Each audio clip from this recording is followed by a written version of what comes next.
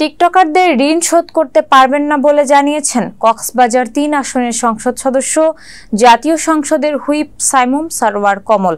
শুক্রবার কক্সবাজারের একটি কমিউনিটি সেন্টারে কক্সবাজার টিকটক পরিবারের ব্যানারে টিকটকারদের মিলন মেলায় প্রধান অতিথির বক্তব্যে তিনিও মন্তব্য করেন। সেখানে কক্সবাজার সহ বিভিন্ন এলাকার শতাধিক টিকটকার উপস্থিত ছিলেন।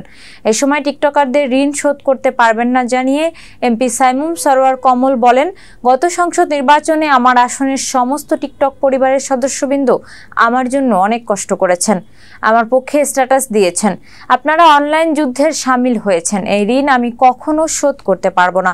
টিকটকারদের টিকটক বানাতে উৎসাহ দিয়ে তিনি বলেন, এমনভাবে আপনারা টিকটক বানাবেন যাতে ছেলেমেয়েরা বেকার না থাকে, যাতে করে তারা কর্মশক্তির দিকে ছুটে যায়। এমন করে আপনারা টিকটক বানাবেন যাতে করে আমাদের মাঝে ধর্মীয় চর্চাটা বেশিভাবে বৃদ্ধি পায়। শুধু টিকটক বানালে হবে না, ওই টিকটক থেকে আয় করতে হবে।